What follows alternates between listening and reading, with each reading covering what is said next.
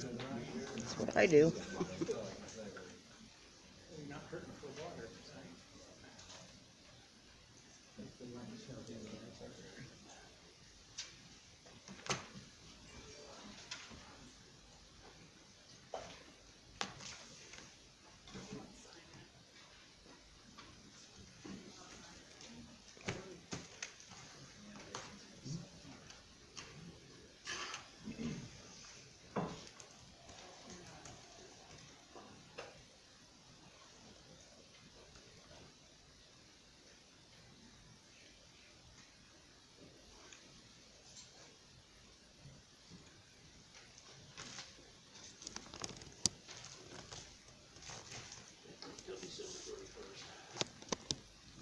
Be the only time it's gonna be 1, 2, 3, 1, 2, 3. Oh, really? I never thought of that. Yeah, right. Things sometimes some people send out that you remember. All right, I'd like to call the March 13th, 2023 work session to order.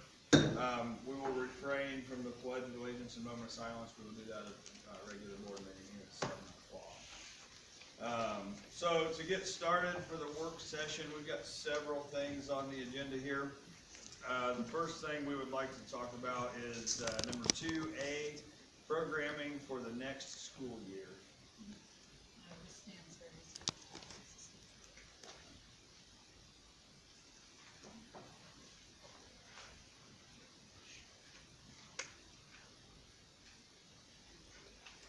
I'm Beth Stansbury, Director of Special Education. I would like to propose that we move special education services all into the elementary building for preschool through 5th grade. And kind of looking at our resources and thinking about the maximization of instructional time for our students with special needs, as well as our resources, it makes a lot of sense to have everybody centrally located. We have a speech therapist, speech therapy assistant, occupational therapist, and physical therapists that spend quite a bit of time going back and forth. So we'd be able to maximize their time that they're spending with students.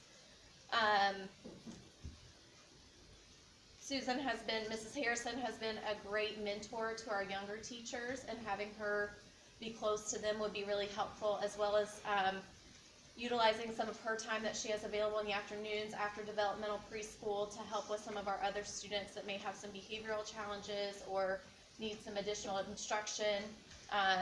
There are some instructional assistants that have some time that could be a little more flexible if we were able to allocate them throughout pre-K through 5.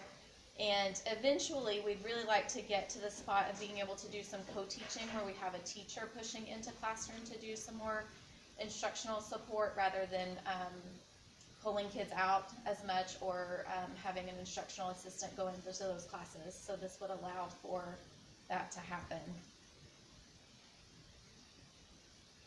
Does anybody have any additional questions for Mrs. Stansbury on the idea of moving things around? So how would you address inclusion then with this? Well, we've proposed to move over to kindergarten classes as well to make sure that they would, those kindergarten students would have access to general education. Was that your question, or was it more? Like a little bit. So if we moved over 2 classrooms, is that a geographical area you're thinking about moving to here, or how would that be handled? Because I can see that being problematic. We've talked about geography kind of being the top leader for that. We don't know exactly where that's going to land yet. We have some maps to look into. One thing that I forgot to mention, which was on the top of my list, that kind of on one hand goes against the inclusionary practice but also gives kids more support, is that we desperately need to develop our life skills program. 6 through 12 has been going really well. At a meeting with a kiddo last week, and asked him what he thought about having a program that he could go into a set, teacher and those kinds of things, and he said that he's doing so much better, and his dad has noticed a big improvement in his functional skills. So we'd like to start that programming at the elementary level as well, and make sure that those kiddos have adequate support while also being able to access some general education.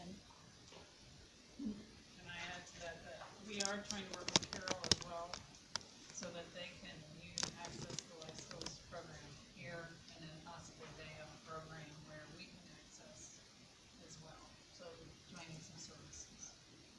You want me to comment on the transportation? Yes. Gail and everybody, what we've been looking at, most likely would be the farthest south, down in Zach's area. Probably the farthest west would be the first choices, but of course it depends on enrollment and where those students are coming from each year. And we're also looking into, we don't know the logistics yet, of possibly being able to drop those other students on their way in instead of bringing them all the way down here and taking them back. And that would open up, my dream scenario was every school would be starting, Same time. because we're losing educational time right now. Camden, North Jones. I do appreciate that. I do, as you know, we'll have a bit of a battle with people in Delphi not being able to use Delphi school, shipping their kids to Camden, so to speak. So that is something we have to really think about how we handle that, because kids in Delphi won't be allowed necessarily to be here. Right? No, but if there's a small enough groups in the west and the south area. Some will, Some, and many could, possibly. Yeah. It always depends on where the because number. I mean, even in the past, we had a break off in West Delphi. Yeah, yeah, we had kids, you know, Going to Dr. Camden. Norman's going out to Camden. Yeah. That's never a fun game. And that's what I told him, and that's probably one of my biggest concerns, is how we have to.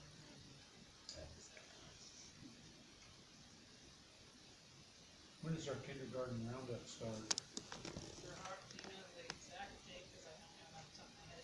I knew when the I wanna say test was. April sixth and seventh. That sounds, we're supposed to be okay. Won't that kind of help give us an idea of Where, and how many, kids are out in the outer areas? We're aware there's gonna be a lot of logistical things that we are not gonna think about. I think teachers that are here that are coming today, we have asked the Google Doc of questions, because there's gonna be a lot of differences. If Camden's starting at 8 o'clock, how do we ensure they have prep time? How do we ensure curriculum alignment between kindergarten classes with, having some at the early childhood center and some at the elementary? So we know there's gonna be issues that we are gonna have to look at and adjust, so we're not going into saying everything's just gonna be like, we're gonna be involved, we're gonna need to talk to a lot of people and make sure we get all this as seamless as possible. Other than logistical issues, I mean, we talked about what the advantages are. Are there any disadvantages of moving to this? You guys see immediately? One of mine, like I said, we really, the equitable, where we're gonna divide is one of the ones. You know, the curriculum alignment, which is one of the ones that teachers have posed. We're gonna have to work on how do they plan, how do they do that, how do we handle joint field trips. And there's some different ones, who's moving, shared resources, so. And I'm sure there's things that I haven't thought of, but that's why I really want the teachers to be clear on what other questions they have.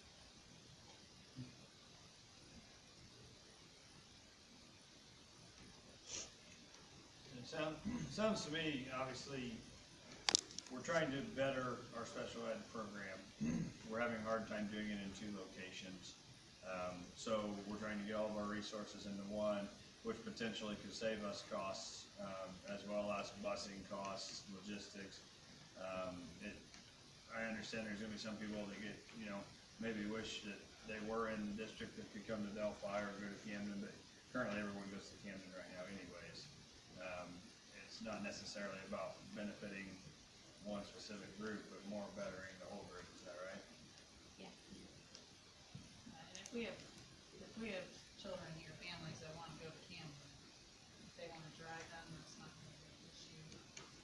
Delphi will just have to look at numbers. I mean, that's just, we wanna still keep those class sizes balanced and small.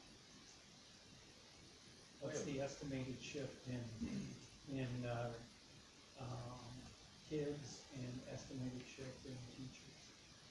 We're looking at, well, we'll let you talk about the teacher piece of it. So Mrs. Harrison would be coming over, as well as Ms. Hancock, who's doing kindergarten, special ed right now. and the instructional assistants that work directly with their programs. And then we wouldn't necessarily, we may still have to send Mrs. Monday, our speech therapist, out one morning a week or something like that, because not all of our kids that receive speech services would necessarily go into those two classes. That would be typically kindergarten kiddos. There's a lot of speech needs, so we may have to look at just that part. But then our occupational therapists would be housed each up for 3 days, all day in the elementary, as well as when our physical therapist comes in 2 days a month, she'd just be able to work through these 3 buildings. Class sizes, Mr. Hart, correct me if I'm wrong, we're at 15 to 18? Correct. And kindergarten roundup is on the 19th and 20th page, while I was mistaken. Okay. So that's the, we would look at 2 classes of the size of the building. We're not losing or cutting any kindergarten classes, we have 6 currently, so now we put quarantine.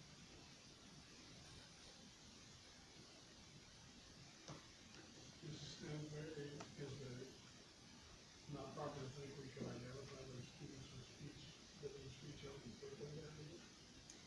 It's possible. We notice some more articulation errors when kids come to school a lot of times, and then they start receiving, and sometimes they don't directly qualify right into having an IEP. They'll do an RTI model where she works on some articulation sounds before we have to look at identification.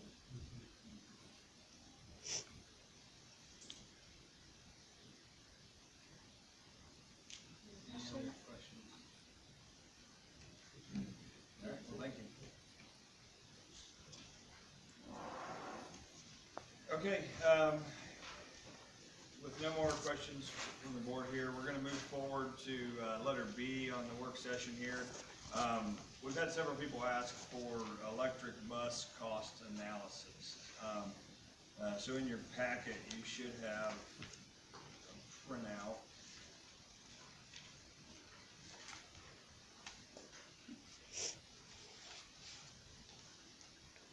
And I'm not gonna go through the whole thing, but, we've got some breakdowns here of basically our diesel buses versus our electric buses. Ross, do you wanna start talking about it, or? I can. Personally, I would love to have 5 more, 1 for every town, but I know they're expensive. When you do the cost analysis of a diesel bus versus a electric bus over a 15-year period, they're real equal, they're fairly equal. But up front, it's terrible. You talk about, the first bus was $405,000, now we only paid 100 of that, the rest was VW money. But if we can't get the grants, then you're talking now they're $425 to $450 per bus. You're almost $1 million just for 2 buses. And we just had a purchase there in the last meeting for 2 buses for $241,000. That's regular diesel total. buses. Yes. So 100 and. Yeah, you can get about 4 basically diesel buses for the same cost as 1 electric. So it's a tough sell, and without some kind of government funding or the VW money, it's silly to do it. Do I think they have a place? Yeah, probably in bigger cities, but, I mean, we could be served by the same charger we have and 5 more buses just to run town routes. We would still have enough buses for the long trips and anything, field trips or sports trips. But again, it's a big expense. In the public eye, it's probably hard to swallow. Like I say, over the same lifetime, they pencil out by the time you think about oil changes and all the different things. One thing I failed to check, and I apologize, I just realized this first bus is warranted for 10 years. I don't know that the new ones are. I didn't check that, so I can check that out. I didn't think to ask them if the warranties are still gonna be 10 years, because right now, we haven't spent a dime on the electric bus. Right. They come and repair everything, take care of any issues.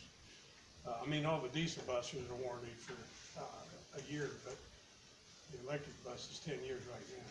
Are we running into any issue with the electric bus that's consistent, any? No, I nothing did see we had consistent. $1,500 listed as an expense.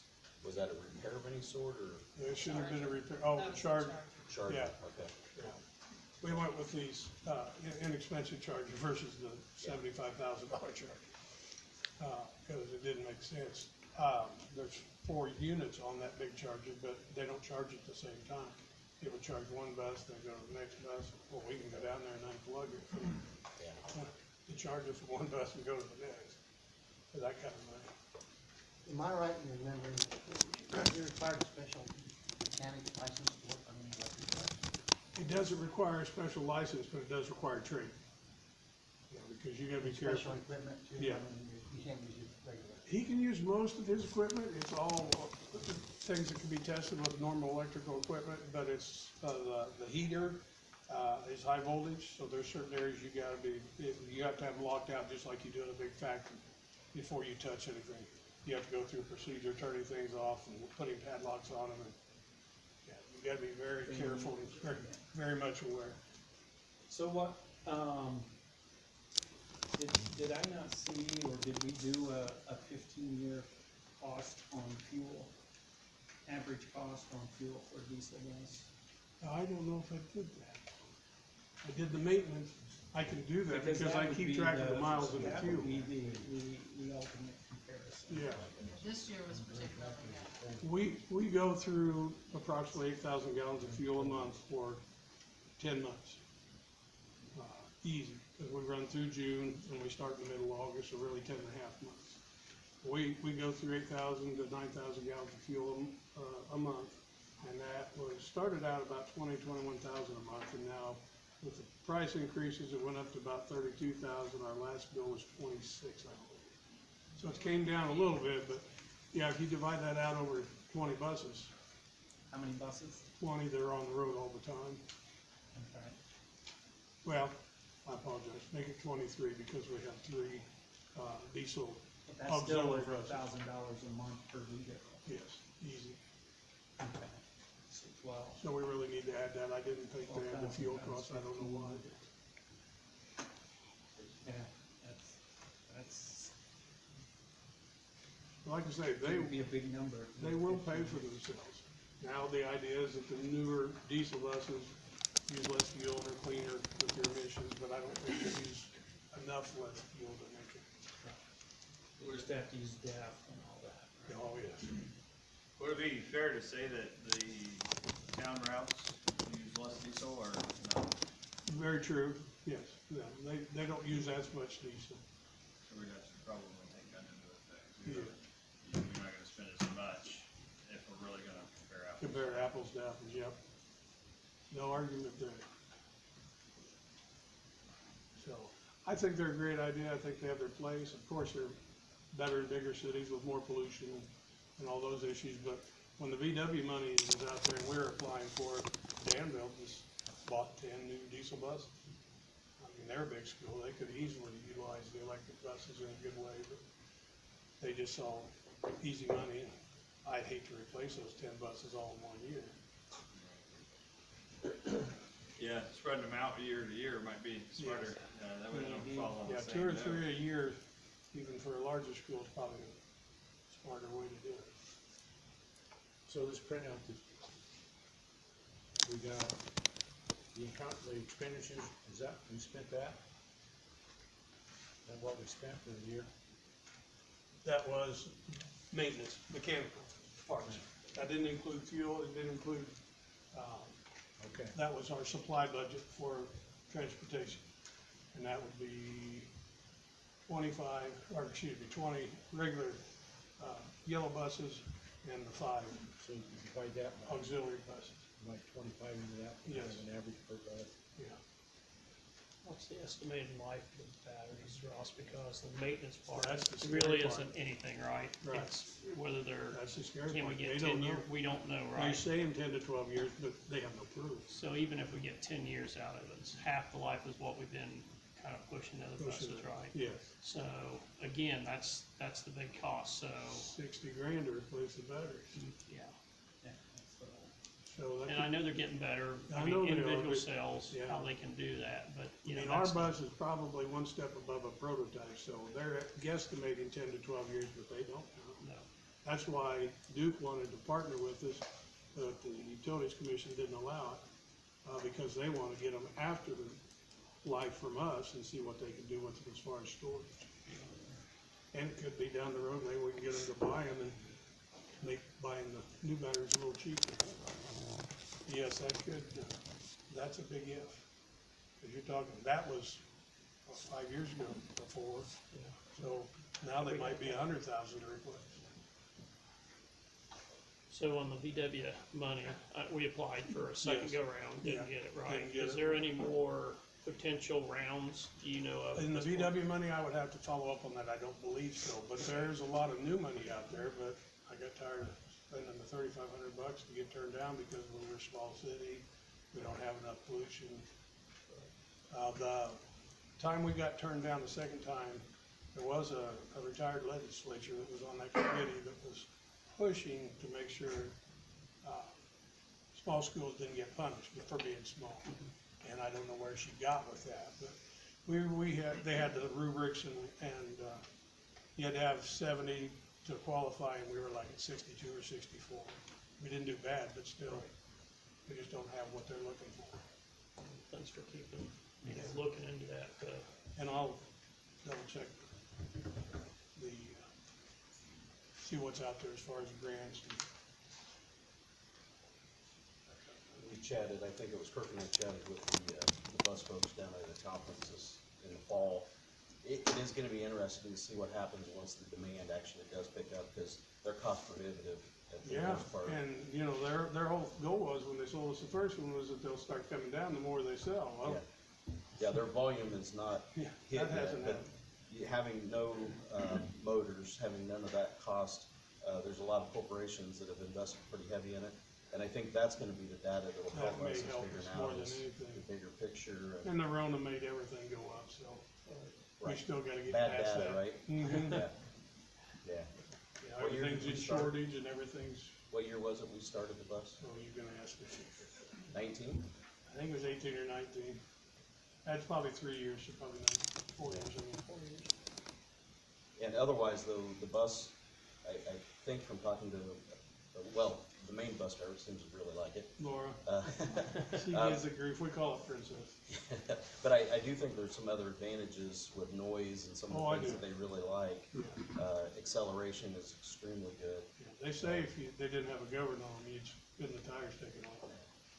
So, In fact, they run into trouble in bigger cities, they have to put noise, add the noise. inside the bus, because people hear every little creak, every little rock, and they have to put it outside the bus, because people are walking across the street on their phones and they don't hear it coming. So, they're putting little squealers.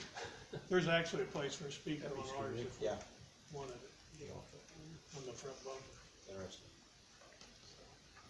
I still support them, I think they have a place, I don't think they're the end all like some of our folks do, but I think they have a place. Mileage has to greatly improve for that to really be the end all, but Well, now, is it 231? Did you hear? 2 highways in Indiana, they're putting in chargers in the road, and they're gonna test that to see if it will charge as you're driving down the road. Tim Strasser predicted it. Yeah, I forget whether it's 231 or 31, and someplace else, they're actually putting some kind of unit in the your pavement. phone strip into, it's like your phone, Yeah. put it together and it'll charge without touching. Well, that's awesome. So if that works, that'd be fantastic, because that would solve the whole, truck, especially like with truckers and that Yeah. kind of stuff. Put it on the hoods. Like they are that one Solar car. panel on the top. That one car, Well, 3 years without water.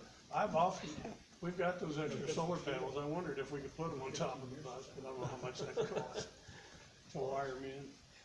Be the wire in, Ross, I wouldn't. Yeah. Anything else? Thank you. Okay, any other discussion about the electric bus? No. Okay, we're gonna move forward to more one of the, hotter topics tonight, letter C, the middle school soccer. Now, we do have one in attendance, Mr. John Allred. He would like to speak about 2C, but also I'd like, Gail, can you start out with kind of what we're talking about here? Yeah, I had asked for this to be on the work session agenda so that we could talk about where we're at, what we're headed toward. We eliminated the soccer program for middle school year plus ago. I forget when that actually was. Because it really was a club sport, or it wasn't necessarily school sponsored, or at least 100% school sponsored, led to a liability issue, led to insurance problems. And so I think that there's been a lot of conversation around, you know, did we do that right, for one, but secondly, how do we now pick that back up? How do we get our soccer program to continue at well, really in Delphi, because the access through, I think, Carroll County Youth Soccer League is mainly in Flora. So I thought we just wanted to talk about what this thing could look like, what we're gonna do. I think the idea for me is that we really do need to go ahead and continue and move forward with the middle school soccer program, which would be school sponsored, similar to what we did, only there are some restrictions, I believe, with who we can play because of accessibility by other schools that aren't there yet. But I think soccer is probably the up and coming sport. You know, there's a lot of schools that are adding lacrosse. What I heard the other day in the north, of course, there's already some middle school hockey stuff. Delphi's probably not moving toward hockey, but I do think the soccer program is the one that we're going to see continued interest in. That's going to grow. We've got a great, and I know Micah Hudson's here, our high school coach, has been involved in the Carroll County Youth Soccer League for ever, 16 years. 16 years. You know, it's a great program, but unfortunately it dies off as kids get a little bit older. And there's that challenge of Delphi not really having facilities over here for even practice. Now there's a little better than it was. So anyway, I share that because I think we just need to kind of have a dialogue and make some decisions about where this thing's headed. And so I don't know if it's best if we ask John to kind of start as a parent of middle school students and his experiences. We also have the possibility, and I don't think they're here, the middle school, the people that said they'd be volunteer coaches. We do have some opportunities that way. And then I would like to ask Micah at some point to talk a little bit about the high school program and what he envisions as well, because his numbers are down. Whether it's COVID or other issues, we don't have full programs. Do we have both male and female anymore, or is it just co-ed team? We played half of the season of the girls' school once. Okay. So numbers are an issue, clearly. So, John, do you mind sharing a little bit? Sure. I think most of you all know me. My name is John Allred. I have 3 boys. I got Graham Reed in 7th grade, and Jack is in the 4th grade. They all play soccer. Graham Reed played soccer at the middle school in the fall of 21. I do want to say for Gil, you know, we have Will Gibson and Christina Perry who are interested in being the soccer coaches. I don't know if Will got a hold of you. He went homesick from work today. He said he's going to try to give you a call, but they were the coaches for Jack last year in the, I guess, like U10 or U12 or something like that, and they were excellent. And they have a daughter who will be a rising 6th grader. But from a parent's perspective, in the fall of 21, middle school soccer was a school sport. It was, maybe it was technically a club sport, but the games were arranged by the school, uniforms provided by the school, transportation was provided by the school, it was on the school, it was practice at the school, equipment was provided by the school. It was a school sport.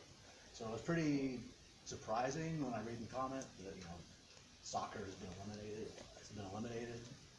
So in the fall, my twins played Carroll County Youth Soccer, which most years is considered by the other teams to be the Carroll team, right? Their uniforms are blue and white. They practice at the Flora Park, adjacent to the 4-H horse ring. And you know, it's a very good program. They were last year, since Delphi was going over there, they got green uniforms. I have nothing negative to say about it. But there were 4 students from Delphi who participated. 4 students out of 3 years. That does not make a sustainable high school soccer program. When we had soccer here, practice down by the elementary school, it was not unusual to see some kids walk home, walk down the hill walk home in downtown Delphi. Those kids, I know, some of them were able to come to the party over at Flora, and I gave them a ride home because they didn't have a way to get home. One of the four who participated had some problems getting over there in the middle, getting over there for the practice. Like we are not serving all the people who could be served by a soccer program when you have to drive to Flora 2 nights a week, and then you gotta drive your child to all the away games, which, you know, can be a considerable distance away. We had 11 or 12 middle schoolers on the team. That was probably not enough, but on the other hand, there was virtually zero recruitment. I mean, I had to ask. We were new, right? We were new, moved home. We were new to the district. What was the recruitment? It was like pretty close to none. And so I got ideas about that, and I know Will has lots of ideas because he thinks that, you know, this team that played in the house league last year, almost all of them will be in the middle school next year, and we think a lot of them will want to play in addition to recruiting more folks. We played fall of 21. We had scheduled 10 games. There were a couple of them were canceled because of COVID, but you know, it's a little bit confusing for me. I haven't read the insurance policy about scheduling club teams or whatever, but you know, there are schools that have club teams associated. Benton Central has a huge program. It's actually the Benton Soccer Association. Twin Lakes Middle School, that's actually a club team.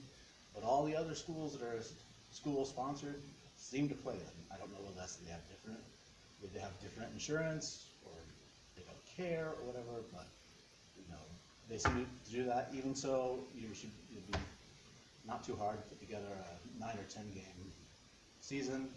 You know, my boys are going to throw. They run track. They're going to throw for a track team this year. There's only 8 middle school track teams. That includes the county or the conference championship. So you know, eight meets or 8 soccer matches would be great from my perspective.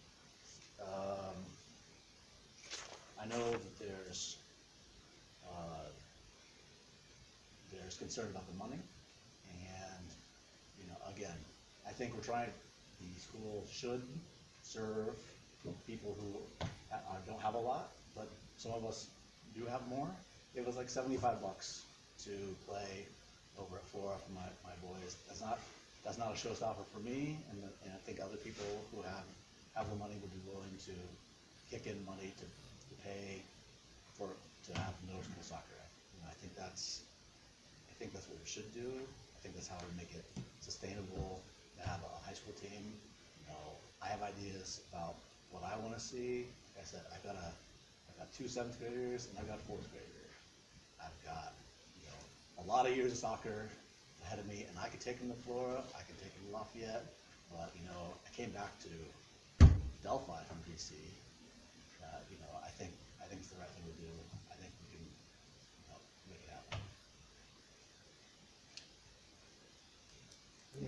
Any questions to John from the board members? I guess past population was 11 to 12 players. Is that right? I only have 1 year experience, so that's all I can say. I heard somebody said something about, you know, there were 5th graders playing. That's not there were no 5th graders. There are 5th graders. Micah has club soccer in the spring, and someone played for the 5th grade in the spring without 5th graders. And it was we could have used more people. But you know, again, I'll choose my words carefully.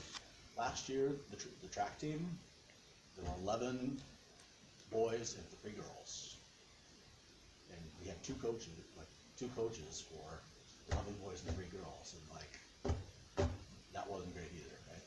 So it's a lot about recruiting in general, I think. Thank you, John. John, do they have like a soccer,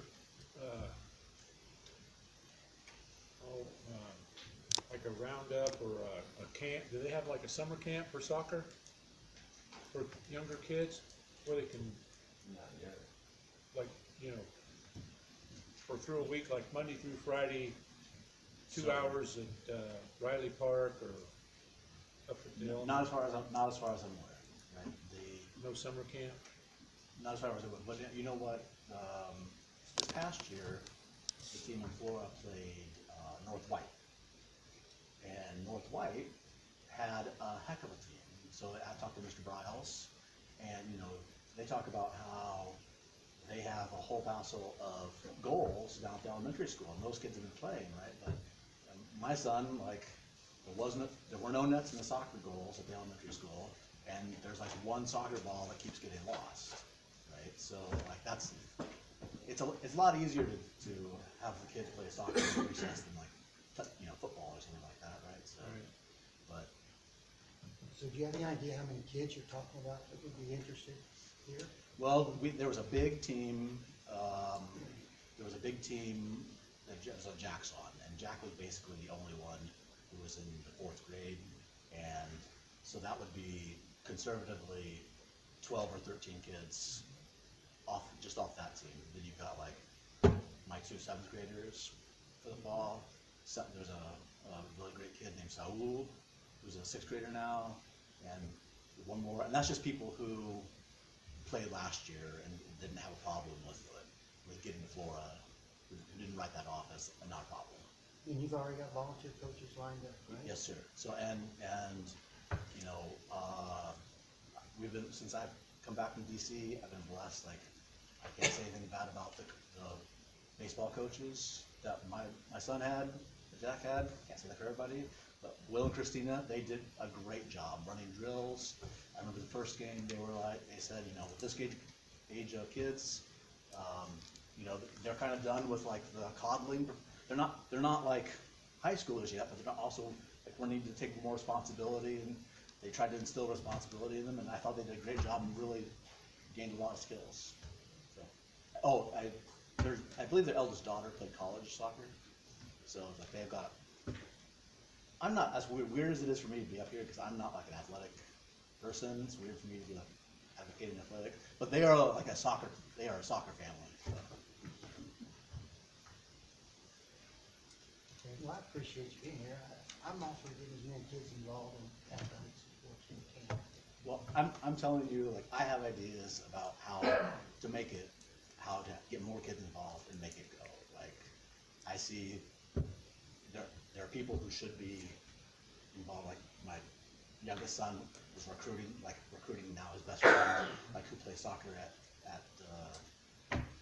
recess. Like, we need to get it done. And I'm you know, I think it's hard for middle school, right? It's 3 years. Somebody has one kid, they start, they're interested, they go to high school, and then they're done, right? I'm in it for the long haul, because I've got kids gonna be involved for you know, 5 or 6 years. Plus, I have a vested interest in making sure that Micah has enough people to fill up the teams when they get through, right? So. Okay.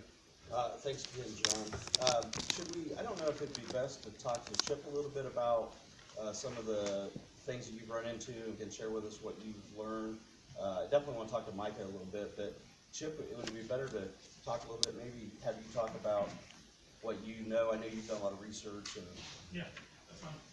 You want to talk to Mike with me first?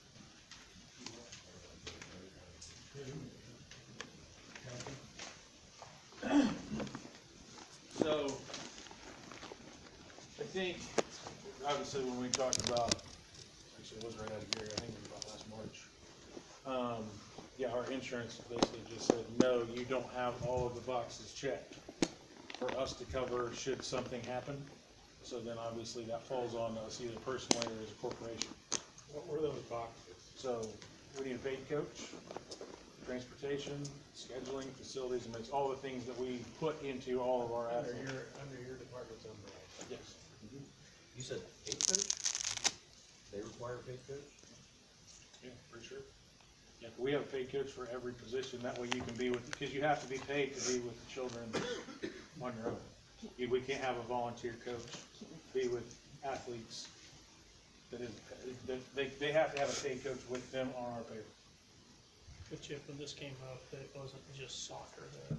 Correct. Right, it was other sports too, when we.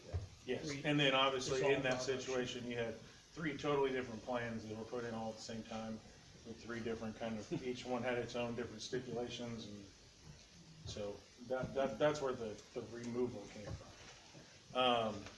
As far as adding them back in, so any of our sports obviously are gonna have costs and benefits to everything we talk about, financially and otherwise. So as far as the actual dollars that were brought up earlier, I mean, our varsity soccer program right now basically breaks even.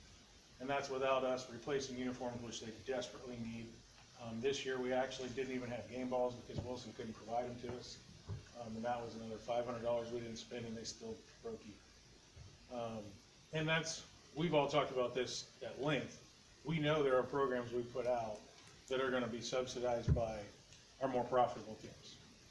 There's nothing new about athletics when it comes to that.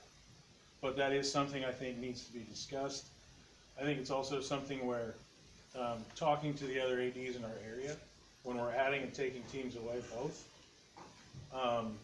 pretty much every school I've talked to has in their athletic handbook, the first place to go would be the head coaches of the programs, because they're the ones that are gonna be both in time and in financially supporting it to begin with, right? Are they gonna be putting the time in to develop this, or are they going to be the program that's gonna have to give something up so that we can then pay for those costs, and then hopefully they would be solvent on their own.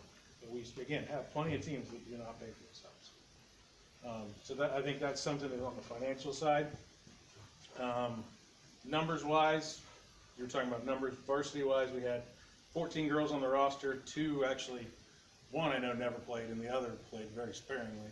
So we were operating with 1 or 2 subs. That's again why we kept the number of the games low, because we were trying to make sure they could complete a season. We knew if we put too many games in front of them, they would. We also had to have so many games to qualify for sectional. Yep, so we wanted to make sure that those girls had the opportunity To play sectional, which was really neat. We lost 15-0, but at least they had the opportunity. Yes, they had the opportunity to play and not play on a co-ed roster. Wasn't the greatest ending, but. So the schedule that was built, again, the majority of those were club teams, and not school teams, which I can tell you from my end is extremely problematic. You're dealing with here again, gone again parents. You can never actually figure out who you're supposed to contact. We had 2 games at Benton Central. They didn't even show up. Or we called over and they're like, "Oh, we aren't even expecting you," because the person that scheduled it is not even involved in the club. Yeah, the leadership changes pretty yearly. I mean, in the clubs, the leadership changes pretty yearly. So as far as other schools playing, there are basically no schools our size that play most school soccer.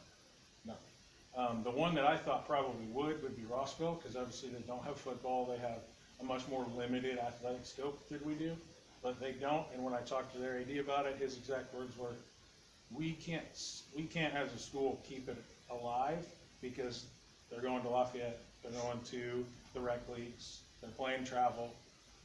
It's kind of similar to what we deal with in baseball, right? Everybody plays Little League, and then all of a sudden they get farmed out to all these travel teams because they've filled that void in the last 20 years. So that was coming from Rossville, which again, I expected them to have. Carroll again's a club. Nobody else in the conference has it. In fact, Eastern, I was talking to their AD the other day. He's told him, you don't want us to be in charge of this because we're going to limit your games, we're going to limit the time, whereas if you do this as a club, we can support you just like we do all the other club groups we have, you know. We have Little Gridiron, or Delphi Youth Baseball, softball, all those teams, we allow to come in and use our facilities. We help them if they want to host a game here. We make sure they can do that. And we do the same thing with wrestling. All those club groups, we support them, but then they still have their own insurance rider, so they can still go play. They can play travel tournaments if they want to. They can play a rec league if they want to. They have more flexibility to go in and out and recruit their kids that way. So that's kind of the thing that everybody keeps coming back to is we're more restricted in what we can and can't do insurance-wise, but if they just get the $200 policy or $300 policy, whatever it is, through the other governing bodies, we can then support them better and give them more of what they need, then they can still go out and play more or less, whichever is best for the kids. The hard part for me to get my head around on that one is you've got to find somebody to run it. I mean, you're not talking about just starting up a one-year group of kids to play. You're really talking about something you're starting for the school to maintain through the years. And I don't know that we've had a lot of success in that. We did with our swim club, and I think it's down pretty bad now that Fred's gone. COVID really killed that. Yeah, I mean, obviously, the They're, COVID piece makes it hard Brian and Andrea right now are actually in the process of rechartering. Yeah. They're rechartering, and then they've got a plan for the summer. Hey, we're gonna go do this, and this, and that kind of thing. I mean, I look at it like, you know, my daughter's 9. We put together a group for softball strictly because we needed a place for the girls to play. You know, it is parent driven, literally. We've got 12 or so to play. We have a team. That is what it is, and we can play year round if we want to. Play just in the spring. You know, we have the flexibility to do that. And then on that side, like I said, we fill out insurance paperwork with the school, and we can come in and hit in the barn or take infield on the field or whatever. We allow our head varsity coach then to be that liaison of facilities to be able to get them where there's time available. You know, as far as schools that do play, they're all much bigger than us. They're all playing I mean, you've got Tecumseh, Frankfurt, a couple others on the list here. Northwestern has one, Logansport has one. Caston is the only small school. Again, they're about an hour away, 50 minutes away. Connequa, the Sagamore, if you go south, so, south of Frankfurt, you're talking, well, what used to be the Sagamore, Webo, the Montgomery County Schools, Lebanon. Again, they're all big, and they're all also not playing co-ed. They're, for the most part, most of them are playing boy-girls, so we will be playing a boys team with a co-ed. Which, again, we have done in the past. That's not to say you can't. But if we're gonna have 6th grade girls going out there against 8th grade boys in a full contact sport, as an athletic director, that's a concern. I wouldn't wanna do that with a 6th grade boy, right? Are we gonna have safety concerns on that side, knowing that we're gonna be playing boys split teams of bigger schools with mostly 7th and 8th grade kids? So, if I could interrupt you, I'm kind of curious from Micah's perspective then, you've not grown the program. I mean, you've had it for a couple of years now is all I know, Yeah, and that was after COVID and the challenges go with it. But how do you grow a program then if you don't really have a feeder program like the middle school sport? I mean, how do you keep kids interested from that youth league that we have lots of numbers in to keep them playing and stay engaged? Because I don't necessarily accept the argument that if you have a club team, parents will do it. That's going to be a select group of kids, and you're going to leave out a lot of those students and parents that don't have means, don't know how to get connected, don't know about it. Hispanic kids are a big part of that culture. You know, how do we reach them? I don't think they probably typically will get invited to those because it's really who you know. And then do you limit it?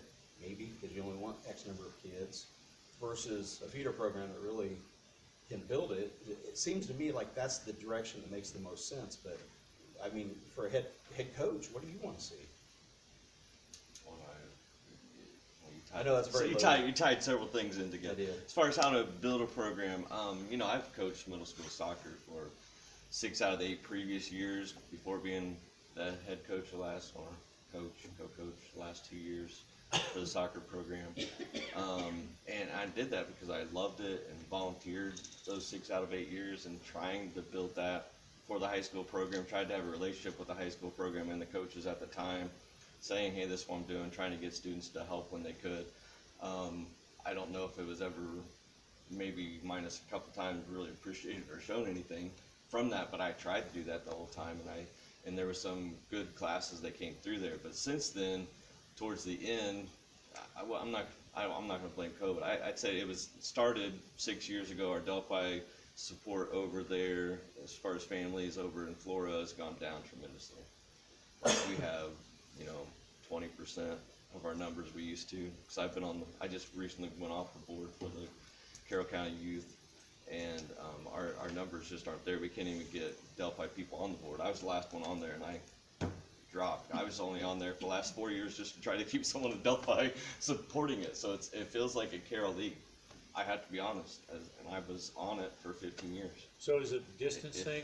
It's partly the distancing, it's just partly the leadership, it's partly, and I don't mean to make that a play on things. I think it worked well for a long time, but I think in the last 5 years, especially with better options open in Lafayette, and now Delphi is now just as close to some options in Lafayette as Flora that are probably more competitive, better kind of thing. And so, you know, I've been substitute teaching in the past 4 months. Honestly, I don't need the money necessarily. I thought I wanted to meet some kids as a youth pastor, and I wanted to introduce them to soccer and say, hey, I'm the high school coach, and come out and play. That's my 2 goals. And I've met a lot of kids and said, hey, come out and play. I'm going to do middle school spring. You're going to have to pay for it. And I've talked to a lot of kids that seemed interested. So far, I got 5. And I've tried to recruit. I personally am there 2 days a week in the school, and But that's I like in feel Flora?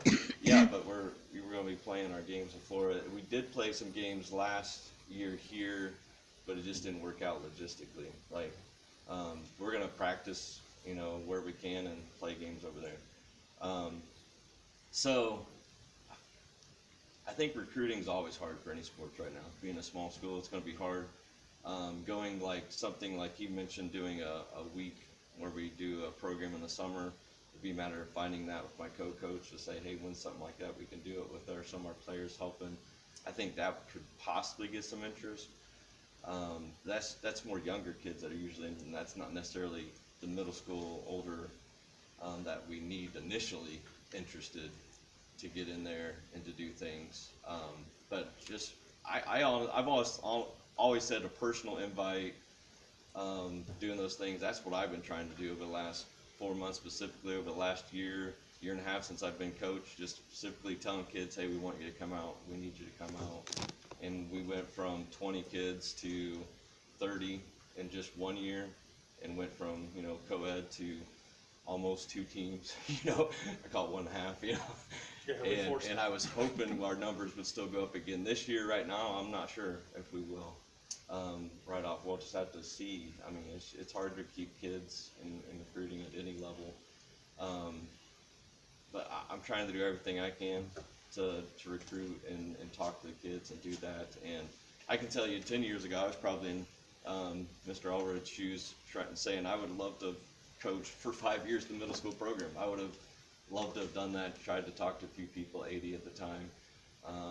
I would have been the one that could have done that for 5 years, but I did on the youth level, but it was with mixed teams and things like that, and never quite got the support that I think might have been different, could have been different. I don't know.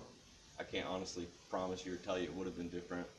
I would only be conjecturing, but I'd like to hope it might have been a little different.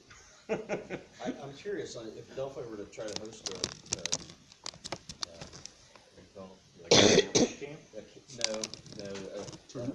parent-led team, do you see that having viability? I mean, you're talking about struggling a little bit with numbers, but. Well, anything that can go beyond just me is going to help with viability. Because at the moment, I feel like I've been the proponent for Delphi soccer for the last 10 years. I have to be honest. One of the biggest proponents, loving it. I'm only doing the high school, not because I need to or want to, it's because I wanted to keep something there. And I'm not even saying I'm a great high school coach. I'm probably a better middle school coach, honestly. Because that's the kids I really probably work best with. But I enjoy the high schoolers. I love working with them. Still trying to teach them as much as I can. It's soccer's a fun sport. I still love it, and so as much as we can teach and get others involved, we try to do that. So I got a question, I guess, or comment here. I think back when we very first brought soccer into our system, right? Which is roughly it was 16 years co-ed. ago. My son was on that. They had pretty good, and then they finally came into bringing it into varsity sports. From there, We developed a girls' team because we had enough. Yeah. Going on down the line, it kind of grows like this, and then we ended up winning sectional, I believe, with Carly Yep. Sparks' team. Mhm. And so, you Well, know, maybe- what made that versus today? And if I'm hearing you right, it's still about having parents and stuff involved. If I was to you and say, what does the school board need to do to help you get to a point, whatever it is, what is it? I think we need more parents involved. I know when I was coming through, when we had a good team, it wasn't just me. There was a lot of people involved, and I knew I could call 2 or 3 people to help me coach if I was busy doing something. I feel like our parent involvement's gone down tremendously as far as related to the Carroll County. And who I'm related to, my kids are now timed out of the system, so I only know some people based on me coaching. So it is, as other parents step up and are involved, that's honestly the next big thing that could help keep things going and to have support and to do things. I think that's a big one. And I'd say that to even in my youth ministries. You know, the more parents I have involved, the more kids I have involved. So same with sports. I think it matters. If the parents care, then the kids will be there and they'll care. You dodged my question. Oh, well, what What does the school need to do to help you? Well, to me, Yeah, I understand parents, sorry, that I goes didn't for mean to- education as a whole, right? I'm sorry. What would you, to help you get to that next level, I mean, whatever it is, and like you said, parent support, whatever, but is it just, time with, you know, hang on to the time with you and what you're doing and try to do, you know, whatever, I'm kinda curious here, Okay. you know, don't worry about the part of an insurance, don't worry Okay. about that stuff, right? I wanna know from you exactly what the board can do to help you, Okay. not only today, but down the line for, as we hit the varsity level. I'd like to see another sectional, but we can't do that when we have the Oh minimum man, I'd love. people. I wanted to see that my son's junior year. we're close. You know, that's a hard question because in a idealistic world, I would think a middle school program would help support that and do that. But I do know our numbers are down, and a lot of rebuilding can have to happen in general. Whether it's even starts as a Delphi club over a Carroll, you know, thing that we start our own club, or whether it's school sponsored, it's going to have a re-emergence because we had a peak in that 12 to 16 range with our involvement in the sport where it grew, and we had 20 girls my daughter's sophomore year, and that was around 2015-16 on the team, and 9 of them were seniors. But since then, that girls team has dropped down in numbers pretty significantly. So ideally, I would say that would happen, but it's going to be from scratch, and a lot of people really digging in and saying this is important to us, and getting some other people involved. So how do I need your support? So we don't have a Delphi co-ed team like in the past. I mean, we had it, we practiced Yeah. down in the annex, went and played over there, or people came in there, which were moved up now up here to the high school, You're talking- even the varsity. You're talking about the rec league? Yeah, I mean, Yeah, I mean, it was co-ed, I mean, they always had the co-ed or co-rec, Yeah. both. I mean, right? ideally, it'd be nice to have a girls and boys team in middle school, and that even feeds into the high school boys and girls team. So even that way, so we don't just have a parent that's involved in that, or people are helping with that we have even a girls that's vibrant and doing things, and that helps on to the high school doing things. So I know I had a kid that came out as a junior, his first year to ever play soccer. He was good. We need him, but the more kids we can get earlier, there's more chance that we'd have towards sectional, things like that. You know, of course. Does that now answer your question? But not, it's a hard one. Well, I understand that, I mean, Right, go ahead, Steve. so what I'm hearing, there's really nothing the school board can do now, because we don't have any kind of a plan. Okay, we don't know if it's gonna be a school team or a club team. We don't know who's gonna be involved here, who's gonna be involved here. So as a group of, obviously, public's very interested in this, or a certain group of the public is very interested in this, right? And it's your soccer program.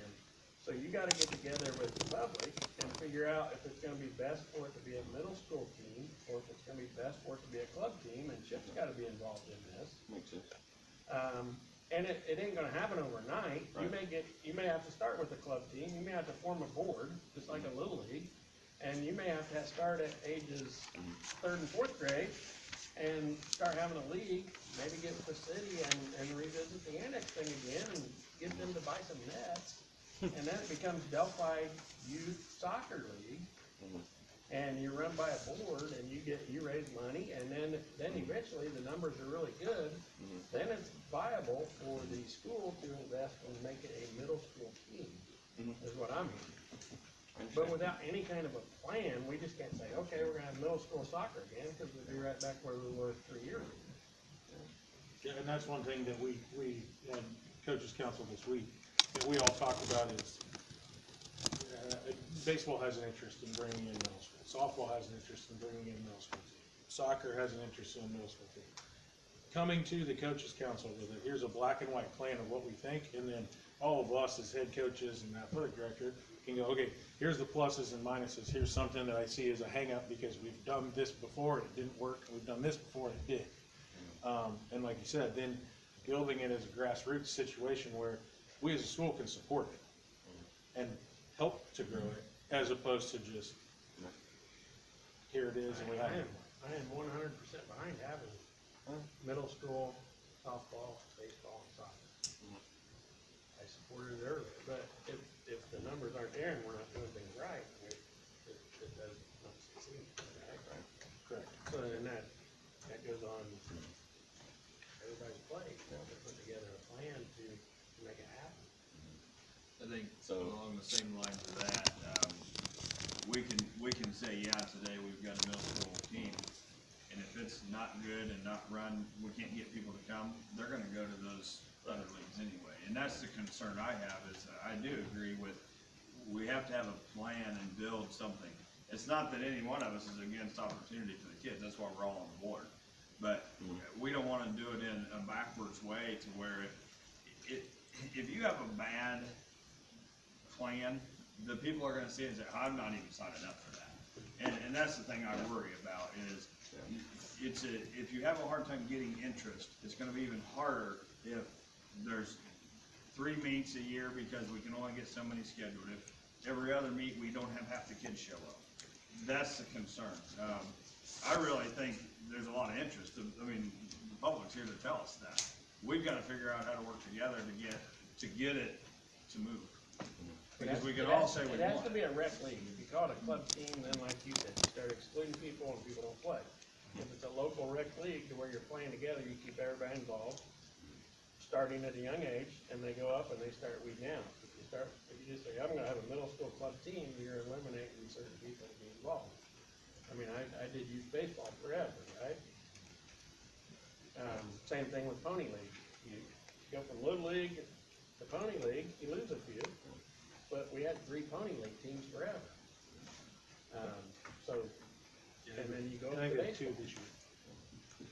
So I mean, I would urge the public to consider starting a youth league, and ultimately, it's your program, I guess, so you should be definitely involved, because you're gonna be the benefit of it.